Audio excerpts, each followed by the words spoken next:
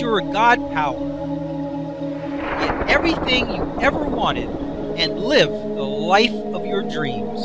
The Master's Course. Copyright 2010 by Richard Lee McKim Jr.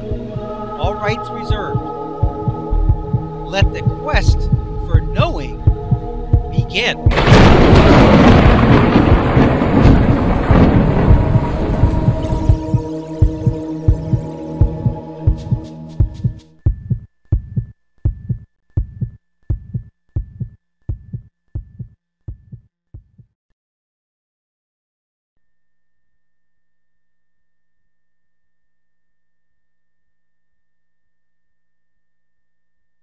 Remember, nothing was different except that their meanings had been changed. It was like the placebo pill in one way, in that they elicited a different and better result from the same activity.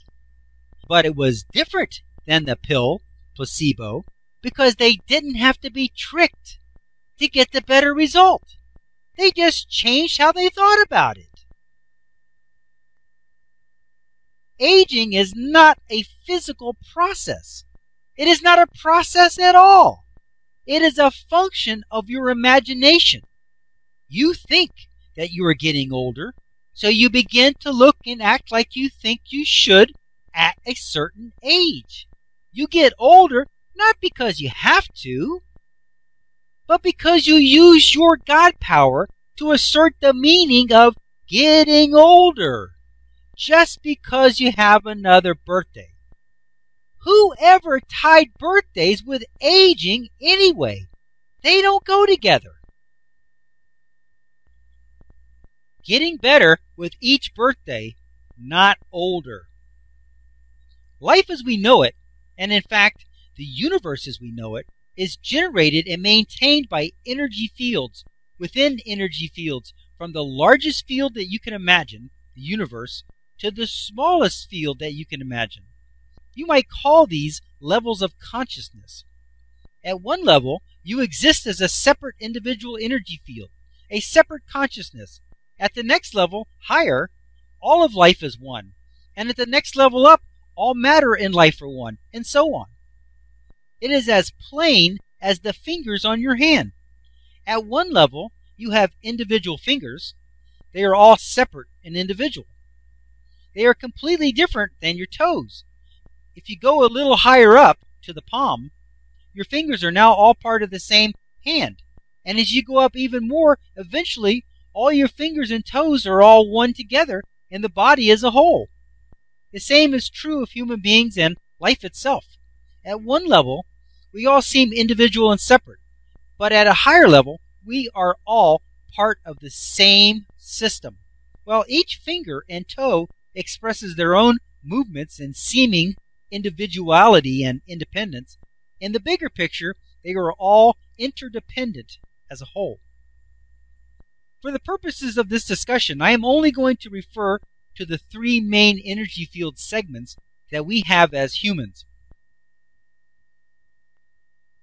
The first, of course, is your body as a whole. Then, as subsystems, are your different organs and bodily systems, which each have individual energy systems, and finally, each and every cell has its own energy field and thus consciousness. This can be visualized like a country. There is the United States as a whole, then there are subsystems called the states, then there are individual cells called people. While every level and subsystem has a mind of its own and its own consciousness, they all work together in harmony within the whole as a country or body. Our country, the United States of America, is like a body. We have a main government and organs which are states, and then cells which are the people. But we also have highway systems and water systems and power systems and airport systems and train systems and networks of all kinds. We have different people, cells, who are specialized for certain tasks such as defense, the immune system, thinking and deciding, government centers, and the like. This is a good metaphor for how our bodies age has nothing to do with the number of our birthdays. Our country, the United States of America, is now over 233 years old. But our people, the cells, are no more than 80 years old. Our people are constantly being born and dying off, and at any given time, the average age of the U.S. population is 36.4 years old. That's young in reality, compared to the country as a whole being 233 years old. That's like a person being 40, say, and their cells are only 1. What if we asked our people, cells, to act your age and act 233 years old? Our country would have started to slow down at around 60. It would have come to a crawl at 80, and we would have died out as a country at 100 for sure. But it doesn't work that way. We get older and wiser and stronger as a country at 233 years old, and we are still as vital and vibrant as ever. Our older structures that have gotten too old have been replaced with brand new, bright and shiny buildings, bridges, and infrastructures. That is the way of aging, the way it should be. Let me see if I can put this to you as clearly as I can. Your body is a projected representation. There is nothing in your body that can age. You are actually pure energy, which cannot and does not age. You elicit aging from your body by the thought of it. In the same way that the multiple personality guy changes his eye color or his diseases, or in the same way a man can die by believing that he was going to die, you can show aging by thinking that you are aging. You can prove it to yourself. Think about your age right now. How old are you right now? Okay? Now, add 10 or 20 years onto that age. Now, what does your body look like and act like at the new age? If you gave an answer that is any different than how you feel about yourself right now, then you are expecting to age and already have a picture and a concept of what it will be like as you age. You will elicit this result.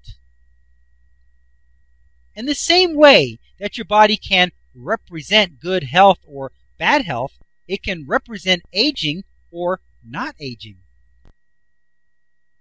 Remember our illustration on the importance of faith? Faith begets or elicits proof and evidence.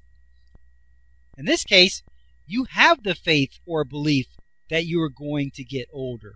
You think that you are getting older, so you elicit from your body the necessary conditions and experiences to match that meaning.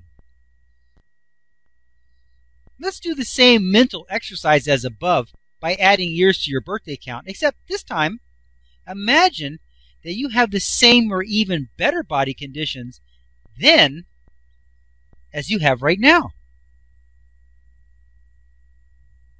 Weird, isn't it? So what do the experts say? They can prove that we are aging? Do they point to the fact that the cells aren't dividing like they did before? That they don't repair themselves as before? What else? What other evidence and proof do they have? What elicited that proof? Remember that if you believe something in your reality, you will not only elicit evidence of it, you will elicit the actuality of it. When the people in the earlier examples in chapter 1 healed themselves by the thought of it, they not only elicited the evidence of healing or death by the placebo, but they also elicited the actuality of it as well. As they healed, the body represented health. And how did the body accomplish that? By getting rid of the diseased tissue and replacing it with healthy tissue. What else? So, if you believe in aging in the same way as you believed in a cure, how would your body represent that? Of course, by having the cells not divide as they once did and not repair themselves. How else would you represent aging? Doesn't it make sense that our body can and does represent aging when we think it, in the same exact way that it represents healing when we think it?